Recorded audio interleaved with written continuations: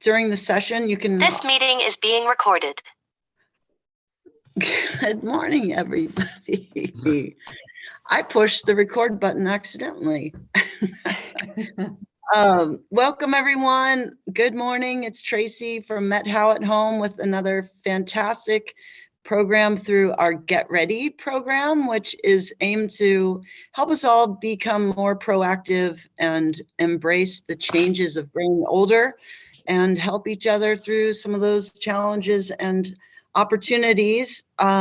September and October, we have two themes running: fall prevention, which is so important, and I'm really glad you're here today, and also caregiving, which is another huge and important topic. And so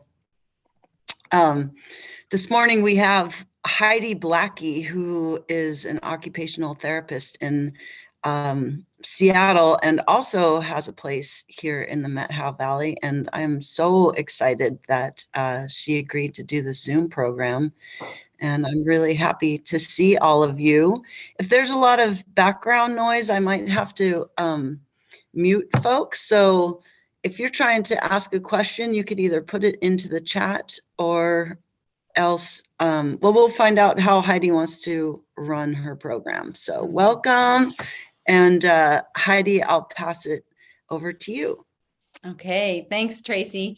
Thanks so much, everybody, for being here. I'm really excited about this information, and it can really, I believe it can change your life. My name's Heidi Blacke. I'm an occupational therapist. I've been practicing over 20 years with kind of a rehab focus. Also working with King County Fall Prevention Program and going into people's homes after they've had falls. And I've seen so many injuries as a result of falls, many of which could have been prevented. So I started a business a few years ago to really take a more preventive, proactive approach to see what if I could try and help people prevent falls in the first place. By giving them information, empowering them with knowledge, and I do home safety evaluations and evaluate the home and the person. I also do functional movement coaching, which is like one-on-one personal training for people like me who have had multiple injuries and just want to function at a higher level. And then I do ergonomics. So the focus of today, I'm really informal with my presentations. I think the most people get the most out of it when you are, we're having a discussion, it's interactive. So if you have questions, you can raise your hand just like this. You don't have to press the hand raise button, or you can type it in the chat, whichever you're comfortable with. I don't know everything. A lot of people have in classes before have come up with some really good solutions that they've found have worked well. So sharing information is really good, both, you know, for me to learn and also for other people to hear. So I like a discussion kind of interactive format. We're going to start off with a questionnaire self-assessment. You were all sent this, but we'll post it and spend a couple minutes on that. And then we'll talk about some statistics and then really get into what are risk factors and what we can do about them. And that's going to be the bulk of today. One thing I really want to emphasize is that falling is not a normal part of aging. Risk factors that contribute to falls, those can be kind of a part of aging. Things like vision, you know, that changes as we age. Our strength, our energy, that changes as we age. Most older people are on more medications than younger people. But there are studies coming out that more middle-aged people are having falls. And even college-age people are falling, and it's not just from partying. So, and the majority of falls happen when walking and talking, walking and being distracted. So The thing that I want you to also think about too is that it's frequently the interaction of several factors kind of coming together at one time that result in a fall, more than just one thing. And then there are falls that happen. Sometimes things happen we can't do anything about, but if we're aware of the things that apply to us, and not every risk factor will apply to every person, and creating a plan to try to reduce some of those factors, then I think there's no reason to really get out and embrace life and do the things that bring meaning and joy to your life. So with a raise of hands, how many people have had a fall in the last year? Okay, so a few of you. Okay. And were there any injuries sustained from the falls? Yay, good. No. And did anybody seek medical help or a provider after the fall? Probably didn't No. need to. Okay, good, good. And how many of you would say you're active? I mean, you're in the Methow Valley, so you're all probably really active. Good. And how many people would like to be more active? Okay, couple, I would too. Yeah. Okay. All right. Well, let me do does everybody have the questionnaire? Mhm. Is there anybody who wants it posted? This is just for you to fill out. Maybe we should just go ahead and post it. Should I 'cause post it? Let's do it. Let's Yeah. do it.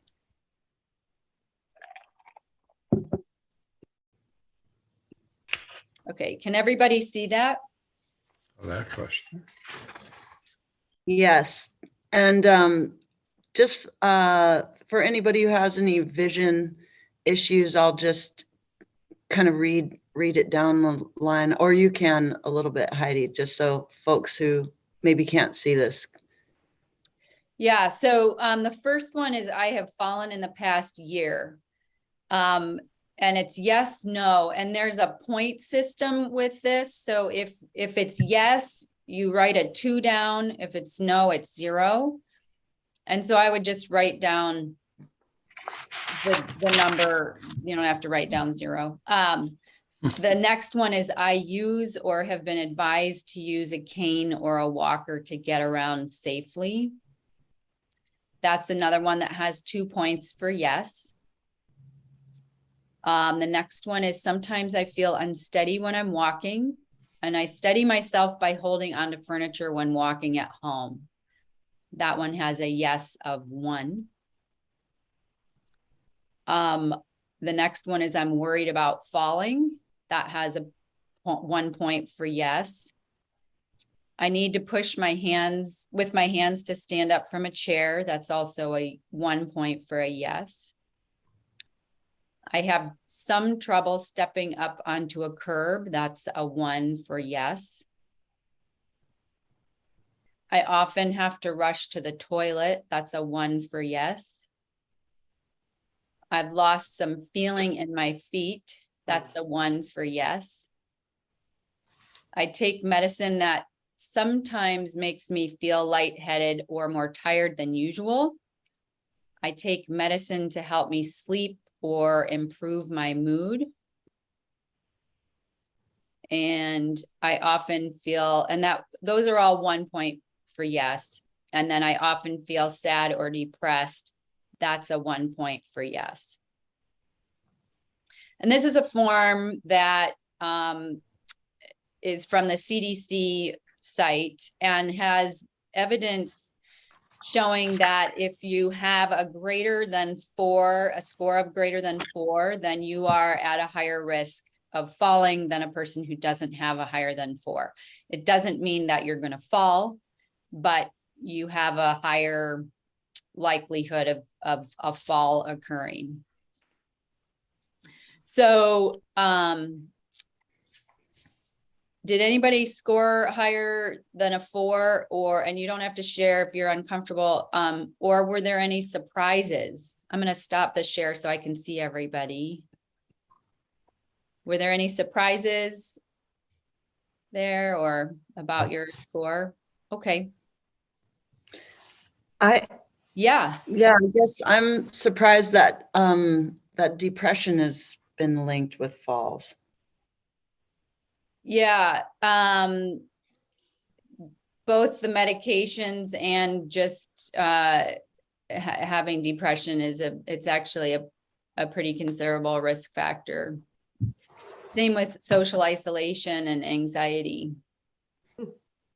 And that's a big issue too with, post-COVID and during COVID. Yeah. Yeah. All right. Anybody want to comment on anything or we'll just move on? Okay, we're going to move on. So my hope today, my goal is that everybody has 1 or 2 things that you can get started today to improve your reduce your risk of fall. So if you can get one thing out of today, that's a win. So I want to just give you some statistics. So according to the CDC, 1 in 3 people over 65 falls every year.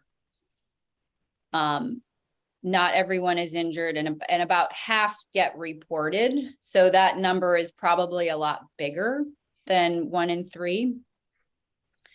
Falls are the leading cause of fatal and non-fatal injuries for older Americans and are the #1 reason why people lose their independence. So it's a big deal. It's and I'm finding in research, with more middle-aged people falling, but the consequences aren't as severe for a lot of those falls and injuries and sequela. And I've treated a lot of people with fall related injuries, and a lot of them don't get full function back. And then there's also kind of the emotional and kind of there's the physical and the emotional fallout of having a fall. So it's not just an injury to your wrist or your shoulder or your back. It kind of, a lot of people develop a little bit of a fear of fall, especially with an injury. So according to public health, this is for Seattle and King County, but falls account for 72% of all injury hospitalizations, 72% of all injury hospitalizations for adults over 60. Of that number, 22% return home. So that's a huge loss of independence. 1 out of 5 falls causes a serious injury like broken bones or head injury. And then, like I just said, many people who fall, even if you're not injured, develop a fear of falling. So the cost of falls, there's a huge financial cost, and Medicare has a giant number. But I think the more meaningful cost is what it means to your life, to your independence, to your sense of community, to your family. My husband, we were mountain biking. He broke his neck a few years ago. Fortunately, he's not a spinal cord injured person. If he was, he'd never be in our house again. It would completely change everything about both of our lives. And so it's important to not be afraid of falling, but to have a healthy understanding of what it could mean if you have a severe fall. So I think that cost is the biggest cost personally. So as we go through this list of risk factors, maybe circle some that apply to you. Maybe there are some new ones, maybe there are things that you already know about, but just kind of circling. Also, if you had a fall, what were some of the risk factors that might have been played a role in your fall? So, so typically, we kind of put risk factors into buckets, like there's the physical changes that happen in your body. There's behavioral things that are choices we make of things we do or we don't do, that affect our risk of fall. And then there's the environment and home and community. And 60% of falls happen in the home, with like 23% happen outside, but very close to the home. So that's a big area that you can really make an impact in terms of reducing some of those risk factors. So I'll start off with physical. You guys are a really active group, and it's great to, to see that. And that in itself is a huge leg up on people who are more sedentary and less active. So when you're not moving as much, we tend to get weaker. As we age, we lose muscle mass much more quickly than people who are younger, and it takes longer to get it back. And so we lose some muscle mass. We also have neuromuscular pathways for our brains. And as we move less, those pathways get less strong, and we can lose that sense of where our body is in space when we're not moving and challenging ourselves as much. Balance can be reduced, especially with not feeling where we are in space as well, and with reduction in vision. If we're not moving as much, we're going to lose some mobility. We'll lose flexibility if we're not moving through whole ranges of motion. We also have more incidents of arthritis, where it might be painful to move through a whole range of motion. Coordination, also really important to stay up on that, or we lose it. So it's kind of, we don't use it, we lose it. And as we age, we lose it faster, and then it's harder to get back, but we can get it back. So that's a really great aspect. And these are all things you can make an impact on. Medications, if you're taking more than 3 medications, you're at a higher risk of fall. And if you're taking medications for sleep, depression, other types of conditions, that can increase your risk. There's also interactions between medications, starting new medications. So that's a really big one to kind of be aware of.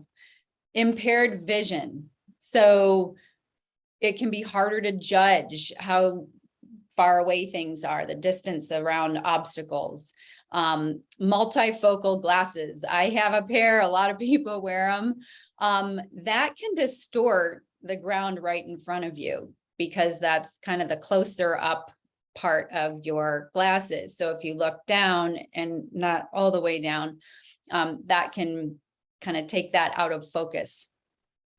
Also things like glaucoma, macular degeneration, diabetes, those can also contribute to impaired vision. There's acuity changes, glare sensitivity, contrast sensitivity, visual field size can be reduced. So lots of vision changes. And we rely so much on our vision to keep us, upright and balanced. If you ever stand and you close your eyes, you notice you're kind of wobbling a little bit after a few seconds. So vision is a really big one.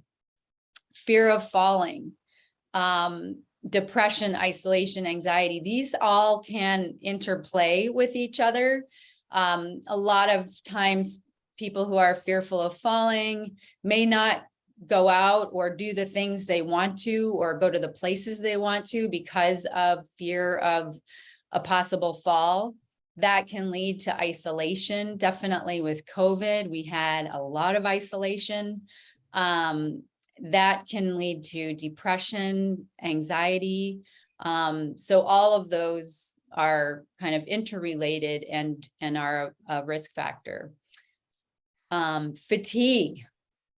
This is a big one. How many people have times of the day where you have more energy and other times of the day where you just don't? I do. Mornings are best. Yeah.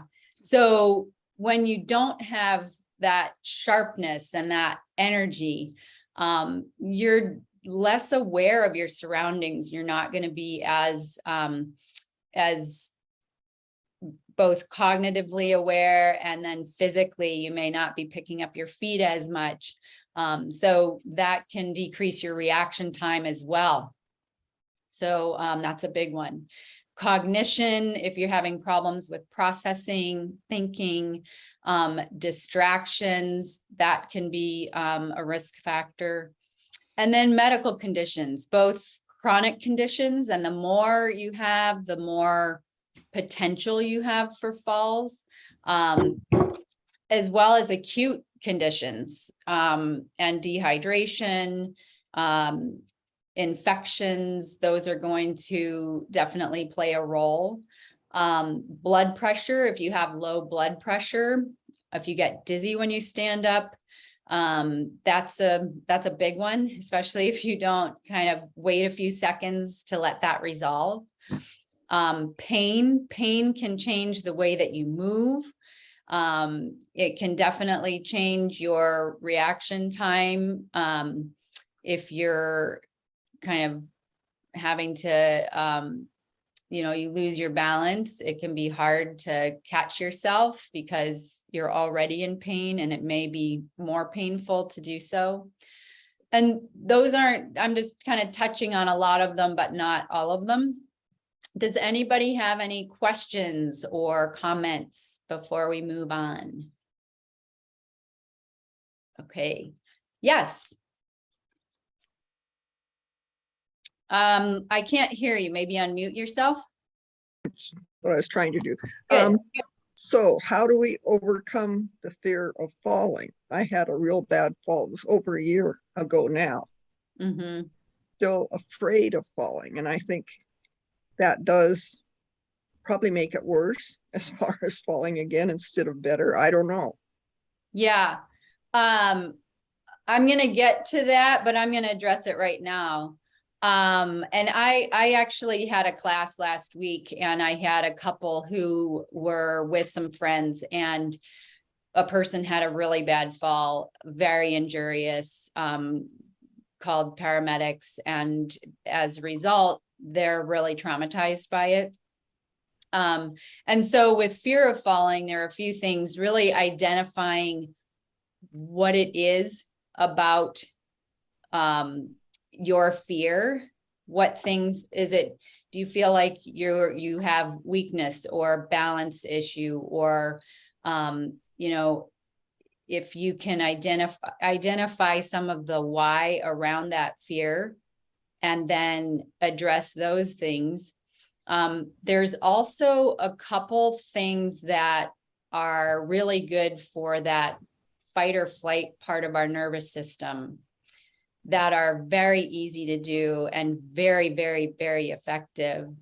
One of them is tapping.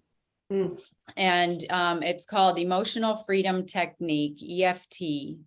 I'm going to type in the chat a fabulous resource that is free.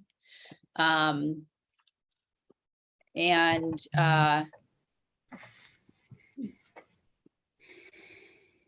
here we go. Sorry about that. It's called the Tapping Solution. And if you put in the tappingsolution.com, you will find lots of information, YouTube videos. There's a book. I've used this with patients who have come in and been an 8 out of 10 anxiety, just ready to jump out of their skin. And within 10 minutes was a 2 out of 10. And I've used it with patients who can't look at their injury or touch their injury without feeling like they're going to throw up. And by the end of the session and tapping, they can do self-massage on it. So it's a very well used method with post-traumatic stress disorder, very well researched. They do functional MRIs of people before and after. It's highly used with a lot of veterans, but that's one thing. And then this other one I'm going to put in is tarabrock.com. And it's, I need to put this on my form, but she has a practice called RAIN, and that is, it's a tremendous tool. I've used it. I do tapping. I do tapping almost every day. It's great for stress, anxiety. If you have ruminations and you can't stop thinking about things, tapping is fabulous. It's just 8 meridian points. You can do it anywhere, anytime. But Tara Brock's RAIN practice, that's also one that's really good at just right then and there addressing that fear that you have, that anxiety that you have. She does a ton of meditation videos, reflections. I can't say enough about her. I think she's going to save the world. But all of her stuff is free. Her RAIN practice is just very accessible, very easy to do. She has lots of videos on how to do that. I would do that in addition to, maybe the tapping before you go out for a walk, or if you get anxious when you're walking or out in the community or doing something that's kind of challenging. But those are really good ways to kind of try to retrain your nervous system, because our brains are, they're just trying to protect us. And sometimes they go a little too far, depending on what our history is, in that they're limiting, the belief that we can do it. We can go for a walk and enjoy it and be safe and not fall. But I was in a couple car accidents, and I still have to practice with driving, because sometimes on the highway, I'm just not comfortable. I'm not tapping, but I'm just kind of breathing. And that's another thing. Breath work is great as well.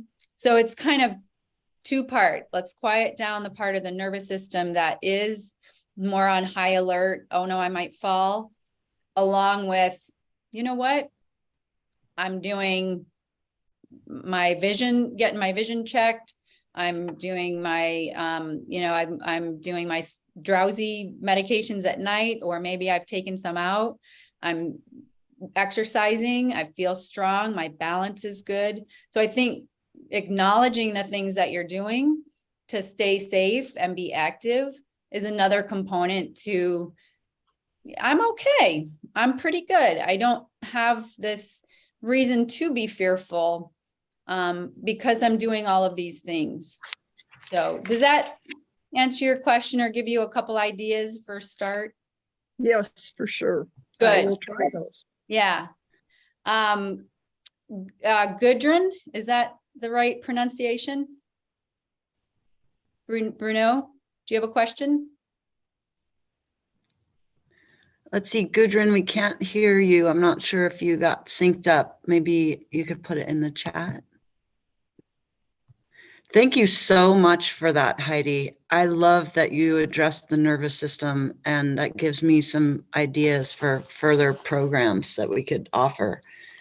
Yeah, it's really important. It's just you can't not address it. And I think it really has a powerful effect. And those two, I've done a lot, and I've had therapy, and I've done a lot. I've had a lot of really big events in my life, and I find those two to be the best, most effective, fast, and they're accessible anytime, which is just Right. awesome. So yeah. So anything else? Did we get anything from Gudrun? I know. Yeah, Gudrun, I can't see we're anything here. on the chat. Okay. But yeah, I'll just hopefully move your on. hand is up, but maybe that was an accident. Testing out the features of Zoom. Yeah. Okay, so I kind of covered a little bit like moving nervously or overconfident. So either of those, if we're too analytical when we're walking, we're not as aware of the larger picture, and that's important. Likewise, if we're just overconfident and I can hike up that hill in my sandals and I got no problems, and that can also kind of set us up a little bit. So, and a little related to that is impulsivity. I would say one of the biggest factors for patients falling were running to the phone or running to the bathroom. And so having that kind of just sudden movement without thinking or planning, especially after you've been sitting down for a while, changing positions quickly, that can kind of set you up. I think it's, I want to give Gudrun a second. It looks like connecting to audio. I'm not sure. You can interrupt me, Gudrun. I'm going to keep moving, but if you get through, so just being distracted or multitasking. We had a long conversation about multitasking last week. But that definitely, I see so many people, at least in Seattle, who are not looking where they're going. They're down here in their phone, or they're talking, and they just step off curbs. They run into telephone poles and bike parking. And I've even had a person run into me, or I have to heads up, you know. So that's definitely a risk factor. Alcohol is another one that decreases our reaction time. It decreases our balance, our coordination. And it also has interactions potentially with medications, supplements, things that we're taking. So that's a big one. Any questions on behavioral things? Okay, we're moving on. Environment. So home, I have attached a link at the end of your handout to the CDC fall home safety checklist brochure. That's a great thing to go through your house and check off anything on there that might be a risk. And do you guys have recommendations for Handymans, Tracy, or if people need help with installing grab bars or things like that? I wish that we did have more handy people available here in the Valley. It is definitely something, but we are working on just trying to create some kind of a program around volunteers, at least being able to come in and help put up grab bars and things like that. Ramps, a little more complex and challenging to address. Okay. So things like throw rugs, cords, low lighting, clutter, pets, pet toys. My dog always had to have something in her mouth. She's carrying around my shoes, socks, toys, and then just kind of deposits them all over the house. So lots of hazard there.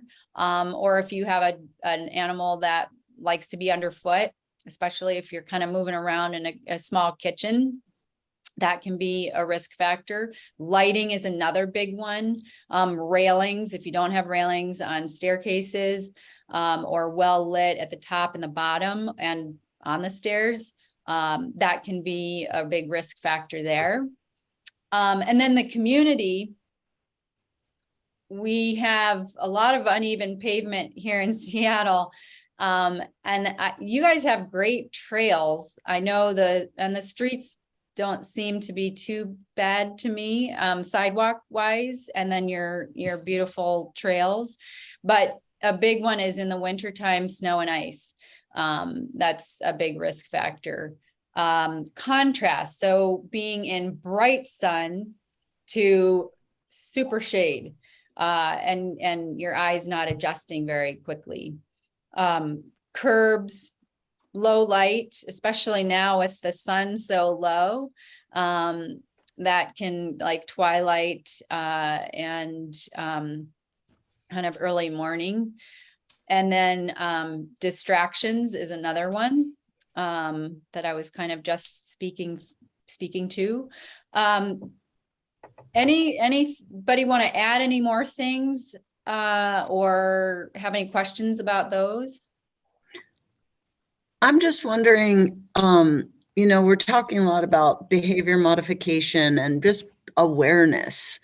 And so do you have any tools to help us to just get out of that autopilot, and Sarah Brock. Yeah. Go back to Mindfulness. Sarah Brock, yeah. Yeah. I think, we have 60 to 80,000 thoughts in a day. Most of them are not like, oh, I'm going to think about my presentation. Most of them are just things pop in your head and you didn't invite it, but sometimes we follow it. And I've heard people talk about like a stray cat. You keep feeding that, it keeps coming back. So it's part of a practice overall in life of just being more present. And kind of reducing some of the things that are, distracting. I think I'm going to talk about, right now, I just went over all of, can you hold on just 1 second? Can you give her a bone from the Facebook?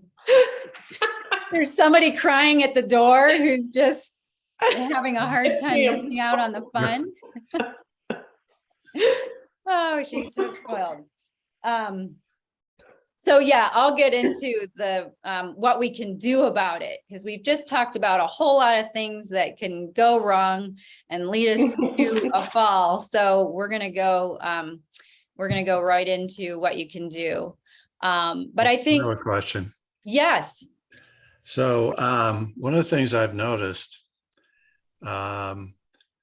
is the lack of assistance, support systems, whatnot, for people with walking challenges in the community.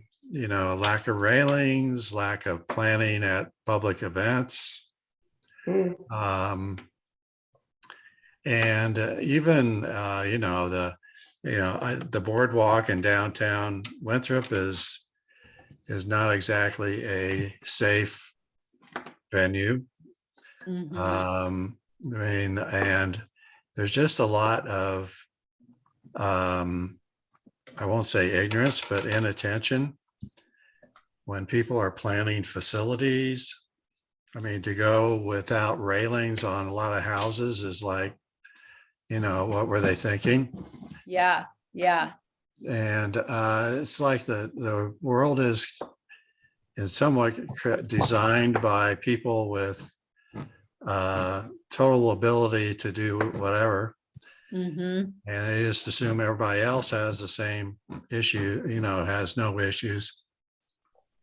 Yet when you have some disabilities, it's a real challenge just to get around in normal facilities.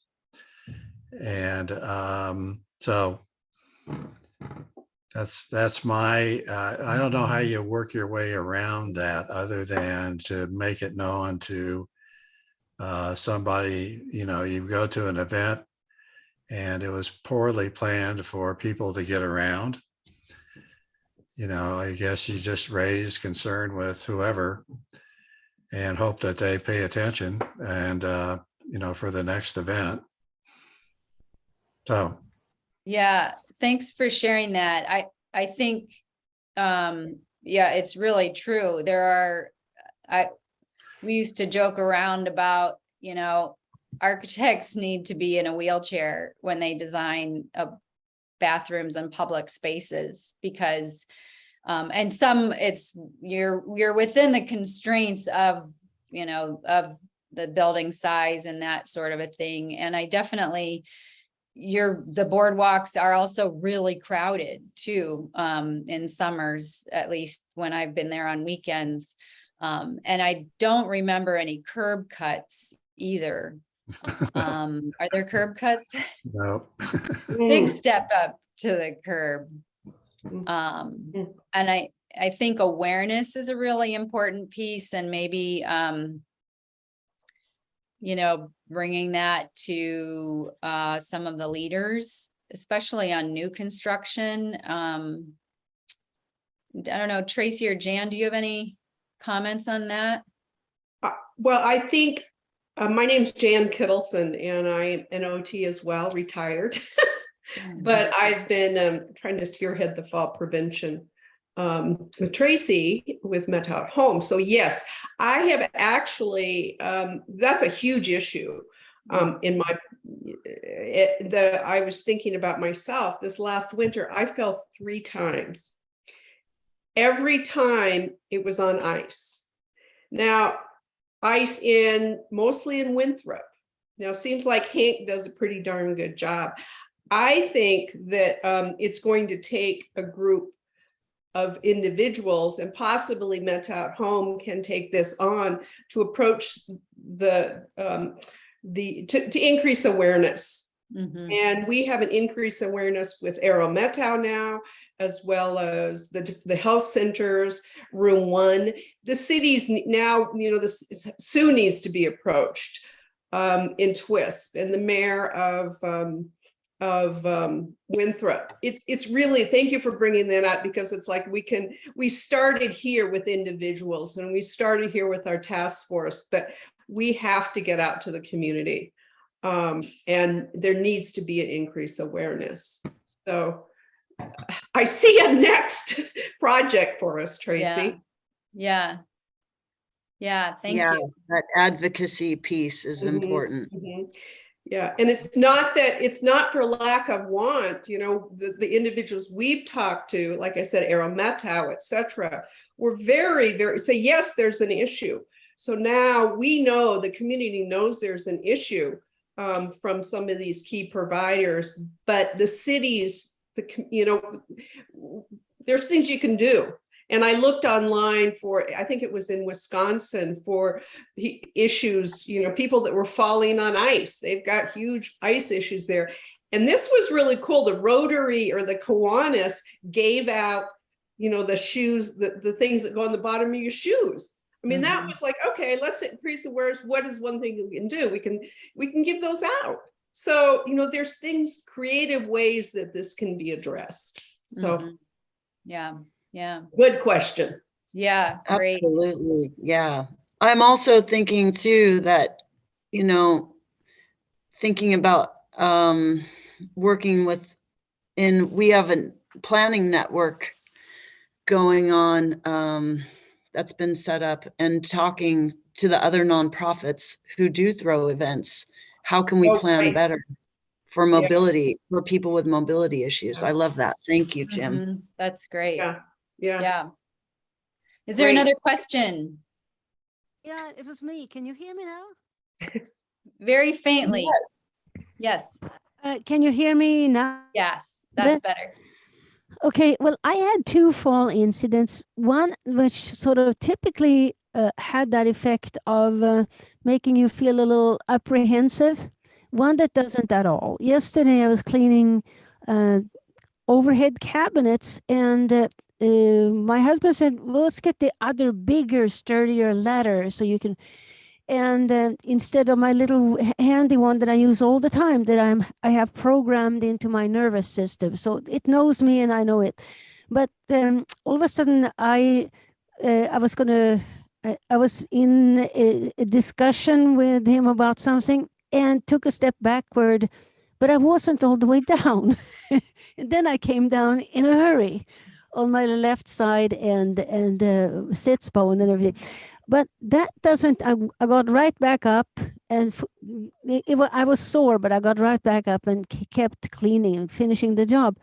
But the other one was a couple of months ago at line dancing, and we were dancing the sangria, and there were 4 back steps there. And all of a sudden, there was something right behind me. And I thought, but I can't possibly, I'm not anywhere near the stage. But while I was thinking that, I lost, I fell. And there was a guy just standing there. And that line dancing has started again. But I have sort of found a reason for not going. you know. And so that's something I have to sort of overcome. Next week, I really should go back to line dancing and get over that. But, but that's because that was so unforeseen. I had no idea why there was something behind me, you know. Yeah. Yeah. And I think just, you know, I think it's awesome that you're line dancing. I haven't done it. And I don't know if there's a way you can kind of ease back into it and No, I just have to go. just do it. Just go do it. Now I've said it out loud, so with all kinds of witnesses. So Good. Well, thanks for sharing. So getting active, you bring up a good point about walking backwards. So it's really important to move in different planes and different directions.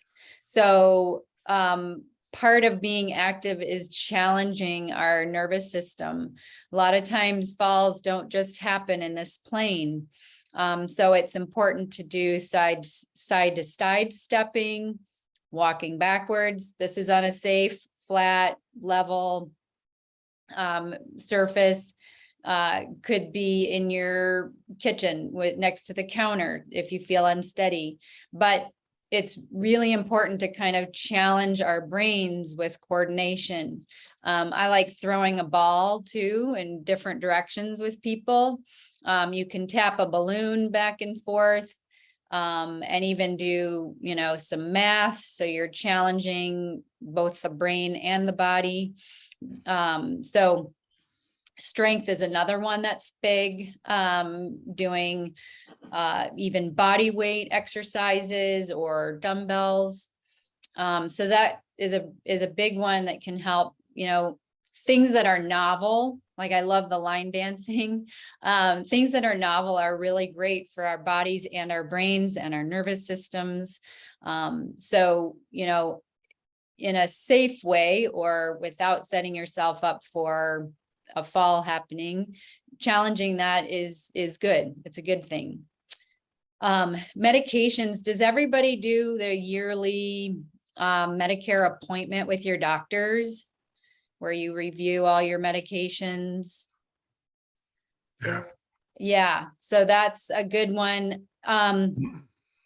Filling all your medications at the same pharmacy is also a good one to do if you can. I know there's a lot of mail order pharmacies, but the pharmacist can talk to you, a real person, about any side effects, interactions with other drugs, can catch drugs if you've seen different doctors who are putting you on different medications and haven't notified your primary care physician. I mean, now with electronic documentation systems, it should be all there, but maybe it isn't. So having the same pharmacist is a really good kind of strategy for that.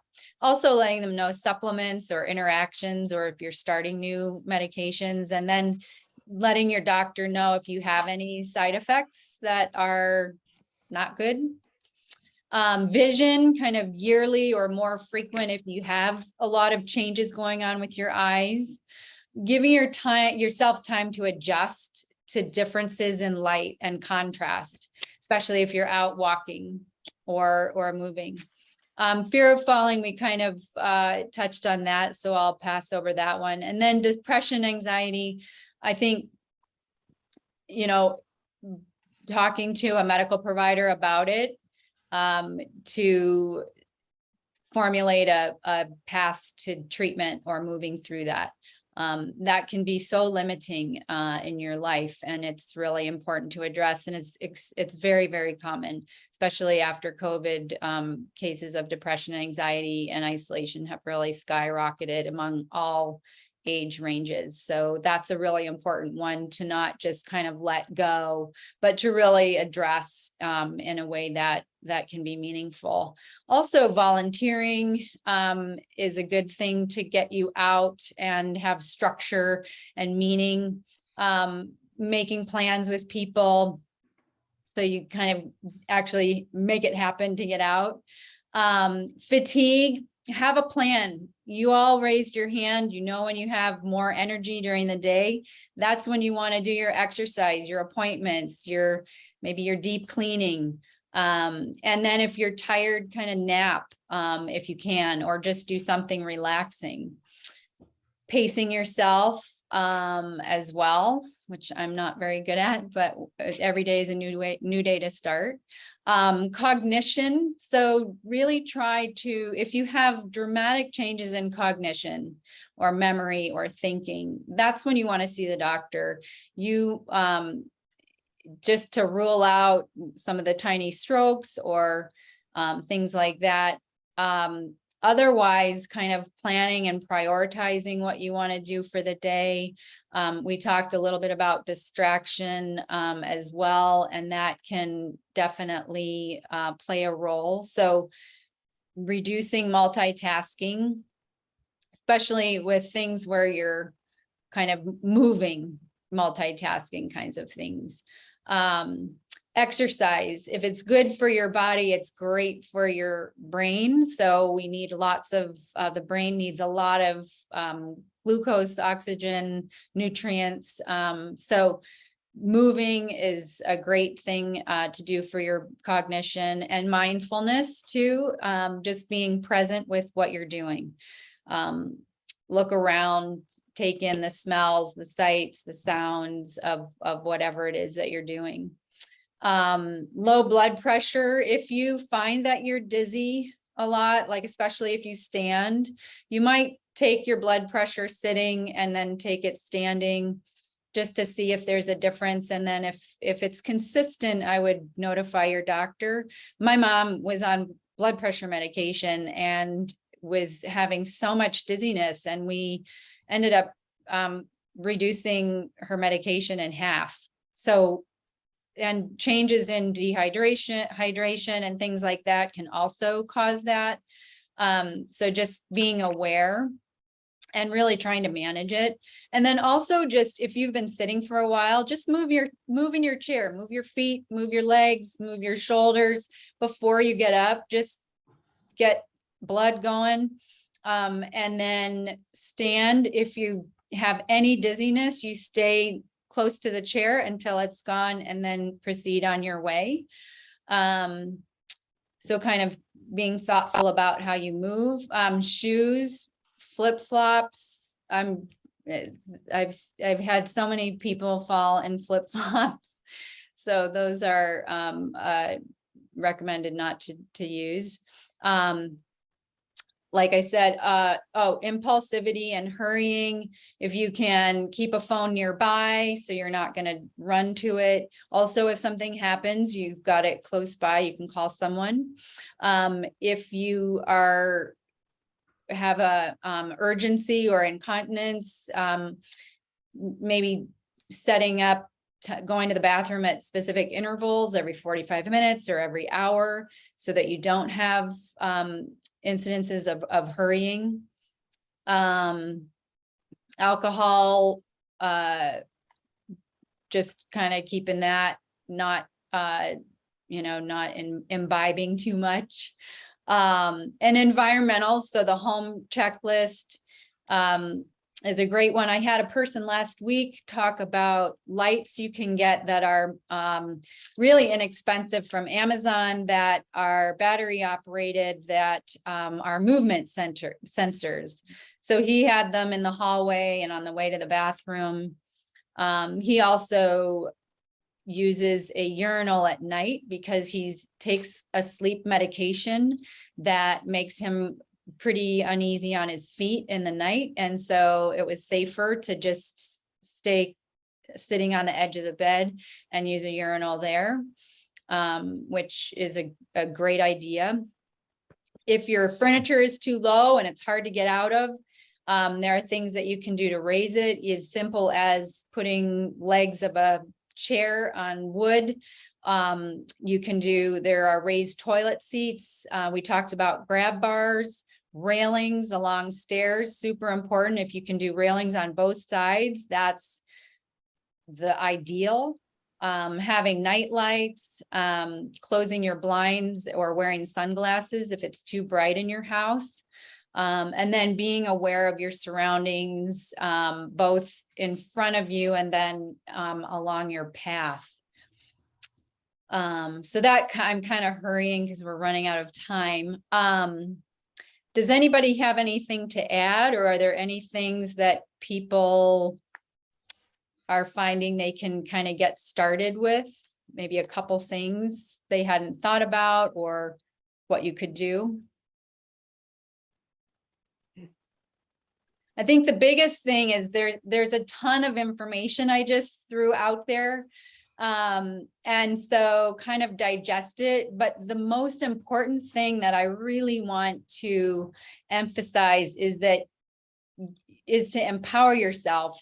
You have lots of tools, and all of you are active, which is great, to really stay active, stay independent, use this information however you can to really reduce the risks of falling. And what Jan was talking about, there's like yak tracks or little spikes that you can put on the bottom of shoes in the wintertime for managing on snow and ice.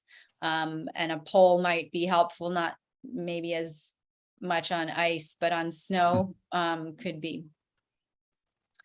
So I think also the little motion sensor night lights, can be so helpful, because I can't sleep with lights on everywhere, but yeah, I'm assuming that they probably have those at Home Depot, or you could order them. I'm sure they do on Amazon. And the nice thing too, if you have a hallway that doesn't have an outlet on the way to the bathroom, then you can't have a nightlight there. So then it's dark on your way. So with those ones that are battery operated, I think he got like 3 for $20 or something. But you can just kind of lay it against the wall, and then you walk into the hallway, and then it comes on and illuminates your path. So I think that's a really good strategy to have as well. Yeah. Well, I'd like to thank everybody for your attention. Oh, I didn't know if Gudrun had another question, but thank you so much. My information is on that sheet. If you have any questions, feel free to reach out. I really appreciate your time. And today is a big step for all of you to really congratulate yourselves for taking a step toward, staying safer and more independent and aging at home. Thank Thank you. you so much, Heidi. Thank you. This is good food for thought. I will share this information out, and we have this recorded. So I'm going to stop recording. And Heidi, thank you. Wow. Yeah, you're welcome. That was Thank you. great. So It's we a lot have- of information. yeah, wow. but you're so right on. And I think it's